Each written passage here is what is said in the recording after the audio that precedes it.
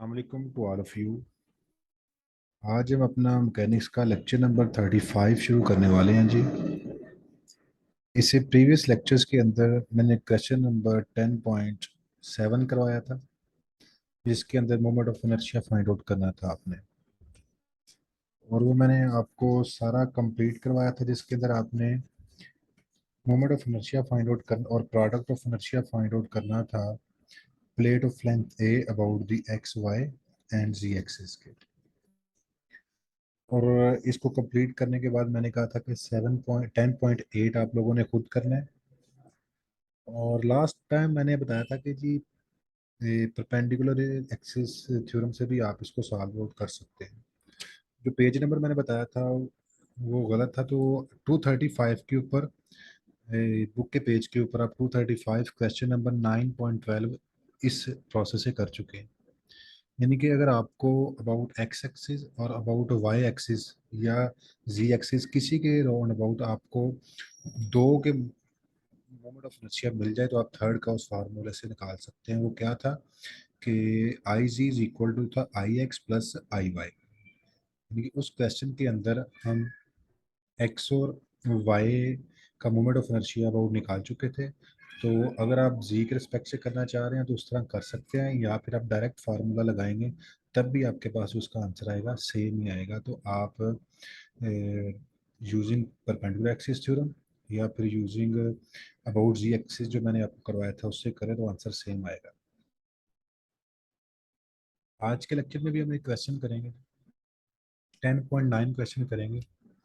इसके अंदर find out हमने क्या करना है, इसके अंदर हमने फाइंड आउट करना है कि find the principal moments of inertia at the centre of a uniform rectangular plate of side a and b. आपने principal moments of inertia find out करने हैं किसके लिए कि यूनिफॉर्म आपके पास रेक्टेंगुलर प्लेट है और उसकी साइड ए है और साइड क्या है जी, बी है। तो देखते हैं कि सबसे पहले फिगर के तरफ आते हैं। ये जी आपके पास एक फिगर बनी हुई है, ये एक्स एक्सिस, ये वाई एक्सिस, और ये आपके पास एक रेक्टेंगुलर प्लेट बनी हुई है जी। तो आपने क्या किया जी, यहाँ पे उसी प्रीवियस जो कंसेप्ट हम लेके आ रहे हैं उसी तरह आपने इसको जब सेंटर के ऊपर है, यहाँ पे क्या है जी, सेंटर है जी आपके पास। तो सेंटर से पे उसका जो यहाँ से लेके यहाँ तक प्लेट का साइड का जो लेंथ दी हुई है वह बी है, और यहाँ से यहाँ तक जो है वो ए है। तो अगर हम सेंटर से बात करेंगे तो सेंटर से बात करने के बाद एक दो तीन चार, ये चार हिस्सों में डिवाइड हो जाएगा आपके पास। फिर सेंटर से लेके यहाँ तक का डिस्टेंस b/2 बन जाएगा, और सेंटर से लेके यहाँ तक का डिस्टेंस आपके पास क्या बन जाएगा, a/2। आपने पिछले कंसेप्ट की तरह यहाँ पे एक एलिमेंट लिया, और उस एलिमेंट का अगर आप देखेंगे तो क्या dx dy बनेगा आपके पास एरिया। जो प्रोसेस हमने किया यहाँ पे उसको देखते हैं जी। We have to find principal moments of inertia. For this first we find moments of inertia about x y and z x. हमने निकालना क्या जी, प्रिंसिपल मोमेंट्स ऑफ इनर्शिया। और प्रिंसिपल मोमेंट्स ऑफ इनर्शिया के लिए सबसे पहले हमें क्या चाहिए, आई एक्स एक्स चाहिए, आई वाई वाई चाहिए, और आई जी जी चाहिए। ये आएंगे तो फिर वो जो डिटर्मिनेंट वाली इक्वेशन थी उसके अंदर पुट करेंगे तो आपको उसके principal moments of inertia find out हो जाएंगे।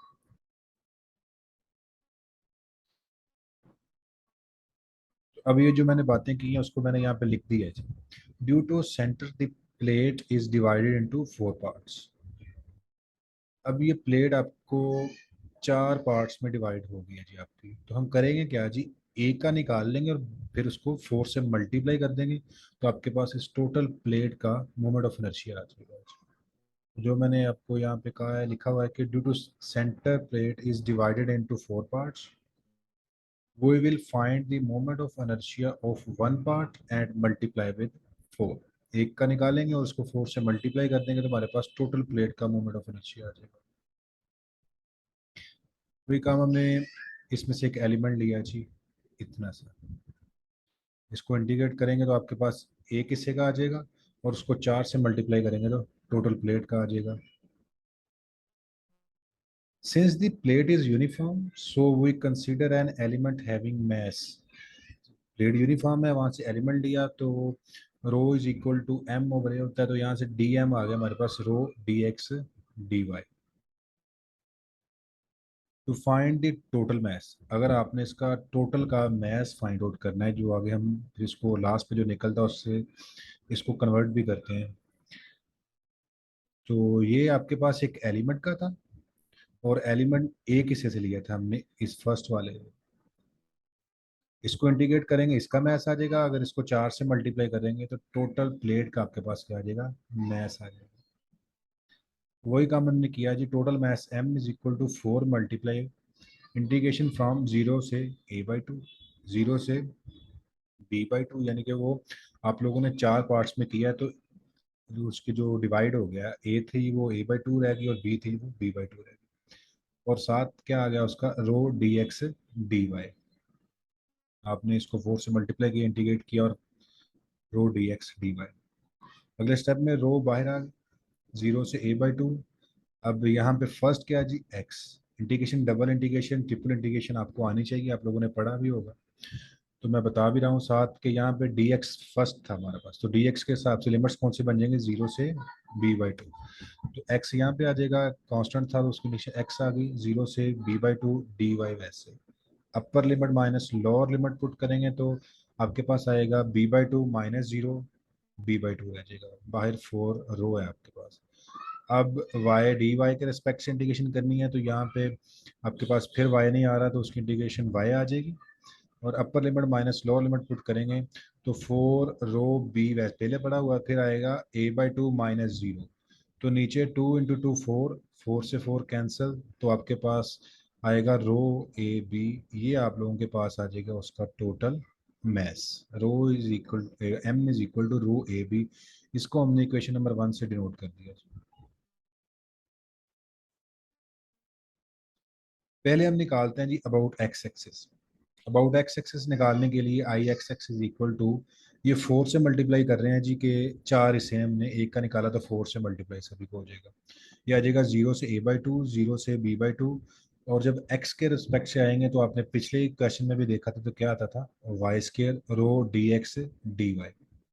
ये हम उसकी बात कर रहे हैं कि जी अगर वो थ्री यानी कि सिमेट्रिकल ना हो तीनों एक्सिस के राउंड अबाउट, यहाँ पे जी एक्सिस तो है लेकिन उसका इसके साथ कोई जीरो आ जाएगा इसकी जगह पे, तो ये आ जाएगा वाई स्केयर रो डी एक्स डी वाई, क्योंकि एक्स एक्सिस के राउंड क्या होता है जी, समीशन एम आई इंटू वाई आई स्क्र प्लस जी आई स्क्र होता है एक्स एक्सिस को, तो जी जीरो तो सिंपल वाई स्क्र बचेगा रो डी एक्स डी वाई, ये रो बाहर आ जाएगा वाई स्क्र।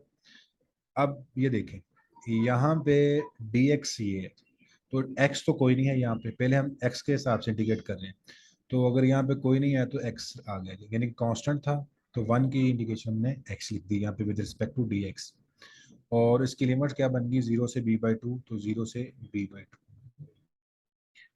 इसको हमने सॉल्व किया है, अपर limit minus lower limit put किया है, तो अपर लिमिट जब पुट की एक्स की जगह पे तो क्या आएगी आपके पास b/2 माइनस 0, तो ये b/2 यहाँ पे आ गया, वाई स्केयर वैसे डी वाई, ये b/2 हम उठा के बाहर ले गए, 2 से 4 वो कैंसिल किया तो 2 आ गया, 2 रो बी।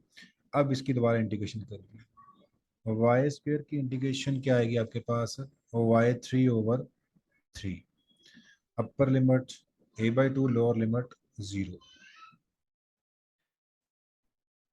फिर हमने क्या किया जी, ये बन गया 2/3 रो बी, ये बन जाएगा a/2 की पावर 3, वो आएगा a की पावर 3, 2 का क्यूब आएगा 8, तो इसका मतलब इसका आ जाएगा a का क्यूब ओवर 8। तो यहाँ से अगर हम बात करें तो 2 से ये किया 4 आ गया, 4 को 3 से मल्टीप्लाई किया तो 12 आ गया, ऊपर आपके पास आ गया रो बी ए क्यूब, और इस रो ए बी क्यूब को मैं ए क्यूब को मैं ऐसे लिख सकता हूँ, rho a b into a square over 12।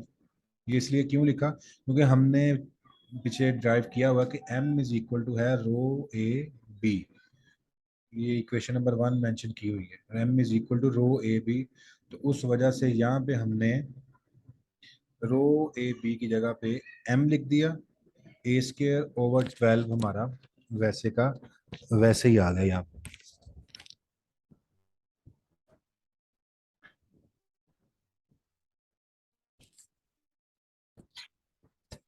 तो हमारे पास जो आई एक्स एक्स आया वो आया ma² / 12। अब हम moment of inertia find out करते हैं with respect to y axis. उसकी अगर हम बात करें तो I y y is equal to 4 0 से a/2, 0 से b/2 x² rho dx dy। Y के रिस्पेक्ट से करेंगे तो जी फिर जीरो, तो हमारे पास क्या बचेगा, सिंपल x² ही बचेगा। तो ये 4 रो x², यहाँ पे देखिए dx फर्स्ट है तो x² है हमारे पास, तो x² की इंटीग्रेशन क्या आ जाएगी, x³/3, और लिमिट्स आ जाएंगी 0 से b/2 dy। Upper limit put करेंगे तो बनेगा b³/8, और नीचे 3 है, यानी कि इसकी जो अपर लिमिट हम पुट करेंगे वो आ जाएगी b³/8, और 4 रो/3 वैसे का वैसे साथ, और उसके बाद इंटीग्रेशन आ गई 0 से a/2, साथ क्या हमारे हमारे पास आ गया dy। अब नेक्स्ट क्या किया जी हमने, 4 से इसको कैंसिल किया, 2 2 को 3 से मल्टीप्लाई किया 6 रो b³ इसकी इंटीग्रेशन की 1 की, वो आ गई y, और 0 से a/2 हमने निकाली। अपर लिमिट माइनस लोअर लिमिट निकालेंगे तो हमारे पास रो ab³ / 12 बचेगा जी। Then ये 2 इससे मल्टीप्लाई कर 12, इसको फिर मैं ऐसे लिख सकता हूँ रो ab × b²/12। तो इसकी जगह पे रो ए बी की जगह पे हमने क्या लिख दिया जी, m लिख दिया, वो बन गया m b² / 12। अब जो मैंने आते ही आपको पेज 235 बताया तो उसका मैंने यहाँ इसमें यूज़ भी किया है, वो कैसे, अब हम निकाल चुके हैं जी मोमेंट अबाउट एक्स एक्सिस, वो आया हमारे पास ma²/12, और फिर हमने वाई के रिस्पेक्ट से निकाला, वो भी हमारे पास क्या है mb²/12। तो using perpendicular axis theorem I ji z is equal to I x x plus I y Y.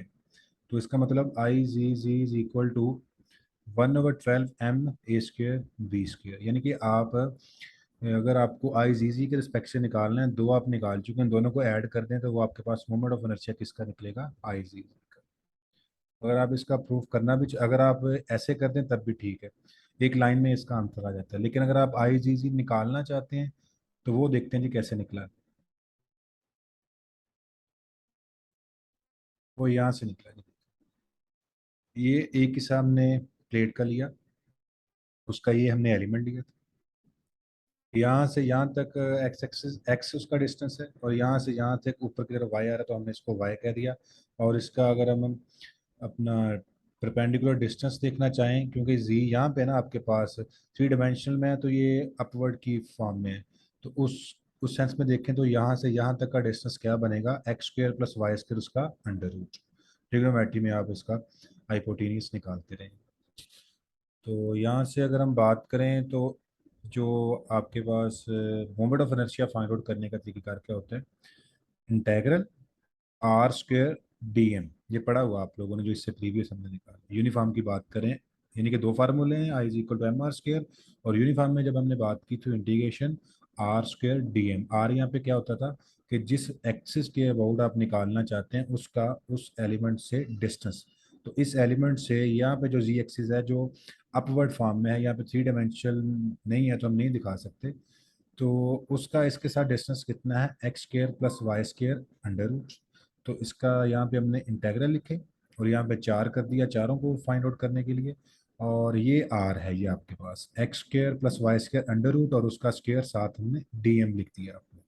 Clear है जी, वो जो फार्मूला पहले कंटिन्यूस के लिए मैंने आपको बताया हुआ है। स्क्वायर से under root cancel, square root cancel, तो ये बन जाएगा x² + y² row dx dy।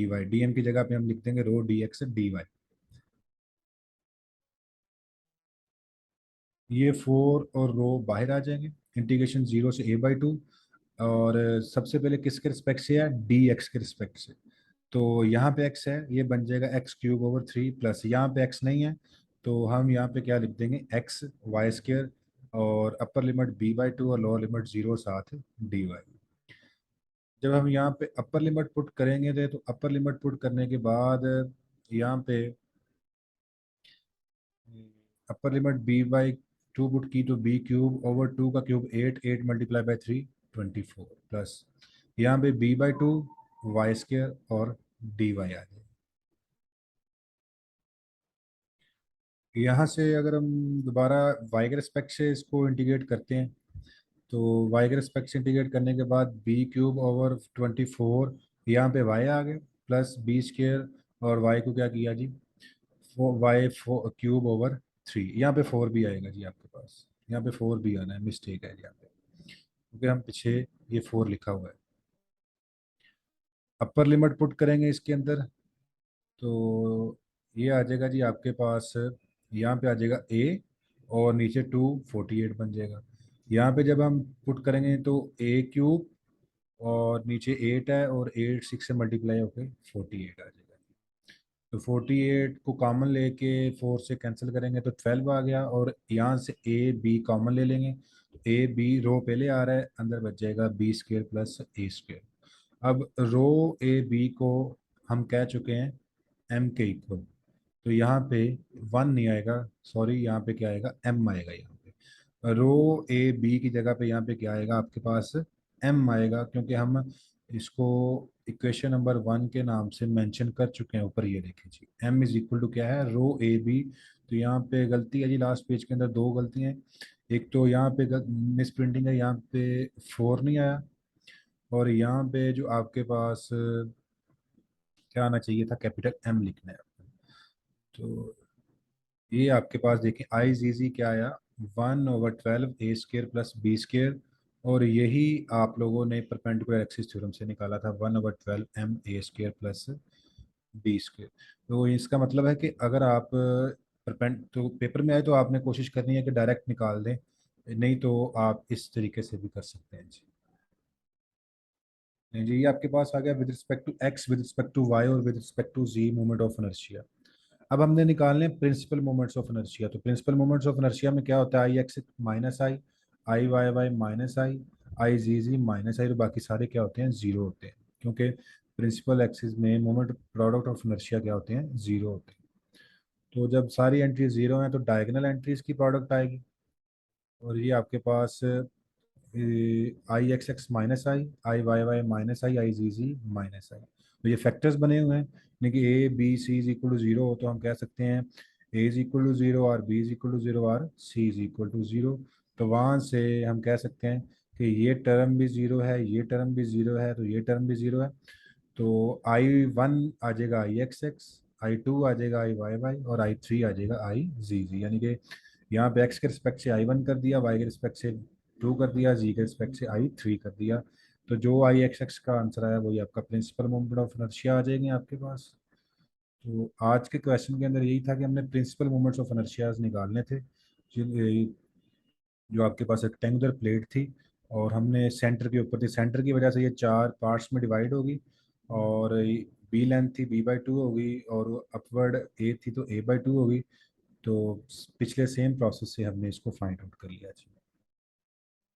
Ji thank you very much, यहाँ तक आप इसको कोशिश करें। इंशाल्लाह नेक्स्ट लेक्चर में हम क्वेश्चन 10.10 करेंगे और फिर इसको देखेंगे कि चैप्टर को कैसे कन्वर्ट करना है हमने बाकी चीज़ों में। Thank you very much.